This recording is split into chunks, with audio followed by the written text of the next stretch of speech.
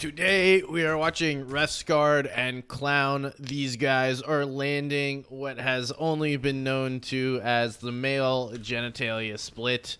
Now they have this little insurance building coming over from Tilted, but you know what? Sometimes it's going to move, so they may not have it for the longest time, but they currently do. So we're going to watch them play this out. This is one of their games from the Elite Weekly Cup Finals. They finished in third place, had a solid day, and honestly, if Krusty Paco, Queasy Vino just don't play as well as they do, these guys, good shot at winning. So, now, when it comes to Refsgaard and Klown, interesting duo, because they've played, decent bit together, and I continue to see this team improve as far as leaderboards, but I haven't watched them a ton, so I can't fully dive in as to who they are, why they are as good as they are, and that's what we're going to learn today, so I'm pretty excited about that. I always like learning about new teams. I hope you guys do too, and I would assume that's why you're here. So, there ain't really much early game. They don't do anything. Just kind of like take tags of people, look into Sleepy or whatever it's currently called. As you can see, they're still doing that. But chaos. Straight chaos over here at Sleepy. Like 6 teams. These guys just sitting in insurance like, yo, all right, you guys do your thing. We'll chill here. I don't really need anything besides just surge tags. Would like a nice... I mean, first of all, look at that loot. But like, secondly, how do they have all these heals and then just trash AR and shotgun? Nonetheless, sniper, AR, shotgun. That's how we live. But yeah, now they're just chilling, sitting here. They know all these teams are gonna have to rotate through them, so what they're gonna do is sit on top of this building, farm as much surge as they can. They have the extra heals, likely gonna throw down that shield keg at some point. And then once they feel comfortable on the amount of damage they got, or they feel like they've been sitting here for too long, they're just going to move on out. But this is a smart play. This is traditional, holding players for surge, knowing that they need to go through. And then it also puts all these players out on this edge in a much worse position, because as you can see on the map, these two are going to be able to rotate into zone relatively freely, right? They have the balloon. They have open space, so they'll at least be able to get to the top of Lagoon. And maybe further if they want to. They can go around this backside, get in even deeper. But we'll see how they decide to do this. The balloon, probably going to be a little sketch.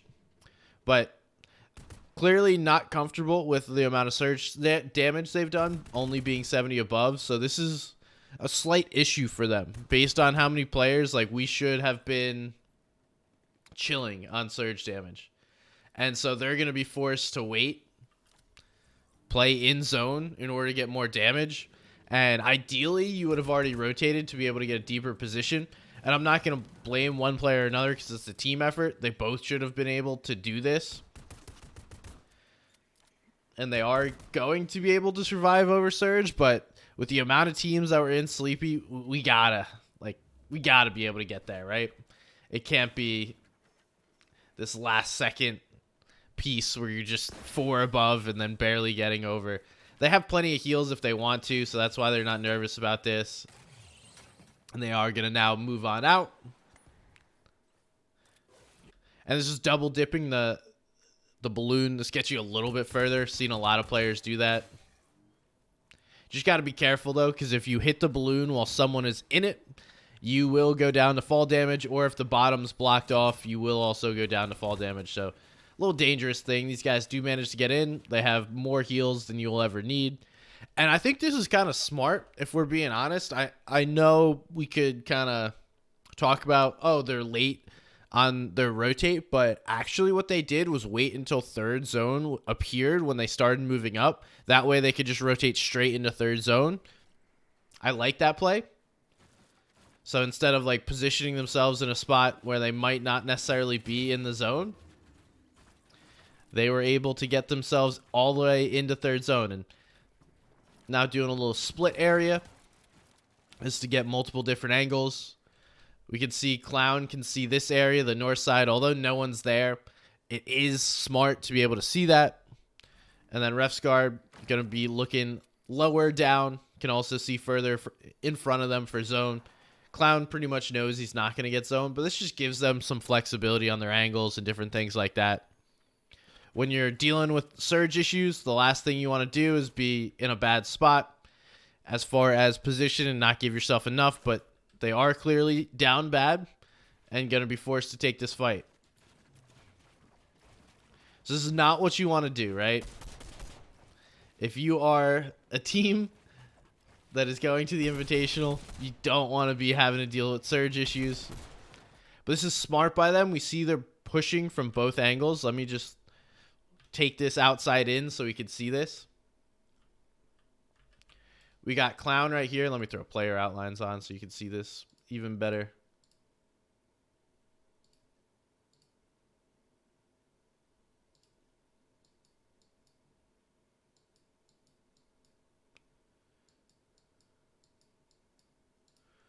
All right. Okay, the player outlines don't want to go on, so that is what it is. Either way, they're pushing from two different angles, right? Refsgaard is pushing from this angle, forcing them back, and Klown is cutting off their escape here. Klown just needs to be careful because if these guys get pushed enough, they will force their way into one of those positions. So now continuing, Klown also piecing in one direction. Now Refsgaard and them are kind of on the same angle.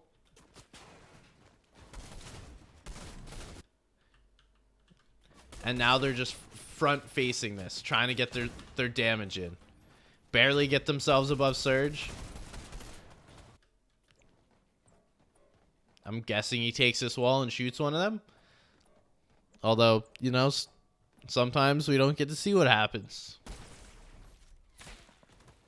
The splashes are just cheating. Like, straight up, these guys can just take minis and then splash, and they're max HP again. And they still have a ton.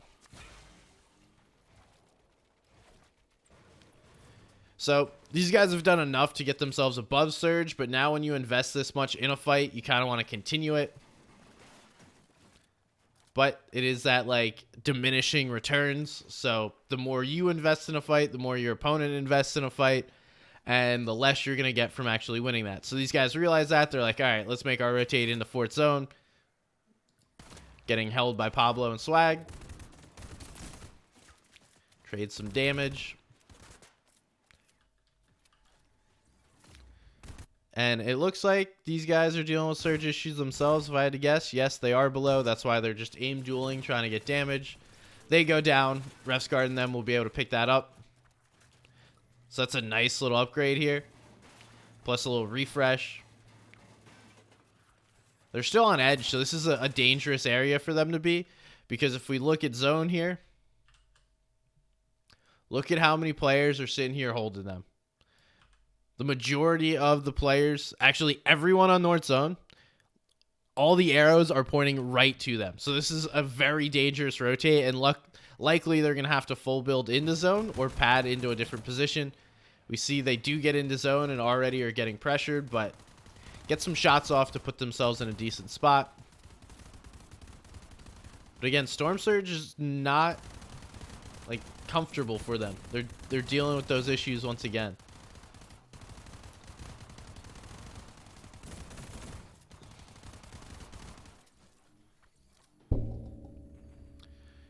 And we go.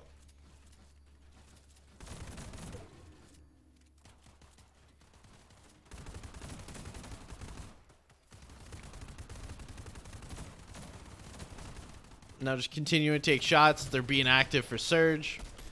Getting pressure from down below. Refsgaard gets back up. Now they're in fifth zone, just trying to take shots at players that are weak or not necessarily where they want to be. Just that constant activity for surge, which you need to have, especially in these high-level lobbies. Players going wild for high ground. Hold on. Who's on height? It's just Thomas and Tripper have gone all the way up there. Interesting. Okay. Interesting. Zone polls somewhat in their favor. Not perfectly. I expect them just to pad here.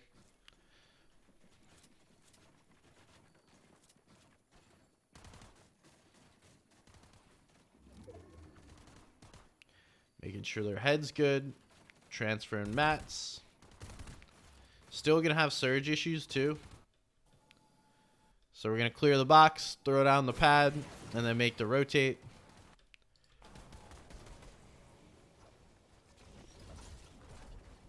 Get themselves comfortably in. Klown lands right on them, and because they have all those splashes, they can make later rotates with the pads.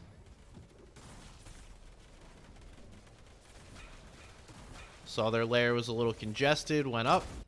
And interesting play here, right? You look and see, oh, no one's on high ground, bro. Like, we got this. Okay, now we have high ground. Now it's just really dangerous to play because there's so many people that wind up trying to pad on height, especially on Europe. So their goal is just going to be to hold this position, try and get a couple of mats, a couple of ammo, AR ammo to stay alive. See good connects there by Refsgaard, and Klown's just putting the fire down. So we see what they're doing is the ulti height over the tarp. Pretty standard. You have the back tarp playing a little higher than front tarp. Got to keep enough layers up. Giannis and Vadil getting pressured there on backside, but you can only play like that, especially in duos, for so long because you wind up running out of mats. So eventually you just wind up getting closer like they do now, where they're just pretty much playing right next to one another.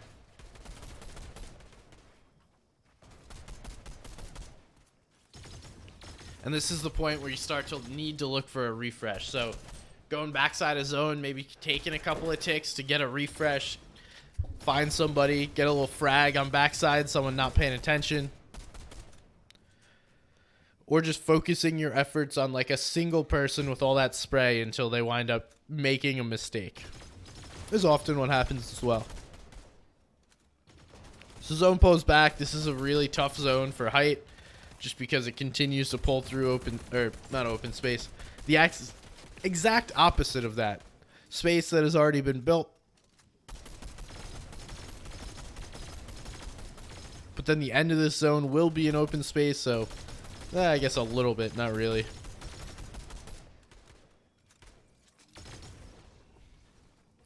Pressure continues to come. They're just focusing on teams. So again, if you've been here before, teams that are in metal, teams that are going up higher.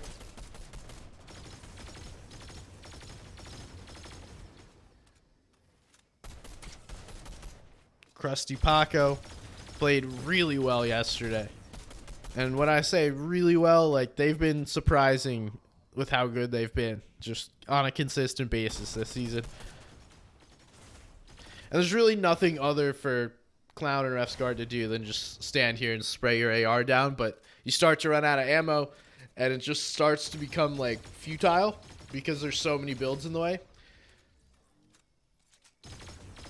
And we see it's just shooting stuff. Players aren't even in there anymore. Now they have found players, but they're going into old builds once again. So it's kind of just like, put your feet up, guys. There ain't much we can do here. They are saving a ton of mats because it's just bouncing back and forth, but at the same time, it's not what you want. See the pressure going to come through here.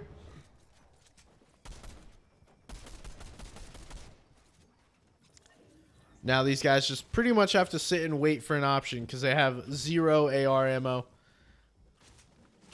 Pretty much a clip apiece. While they are going for that, Klown winds up getting hit. Zara and Zangi need to look to make a play.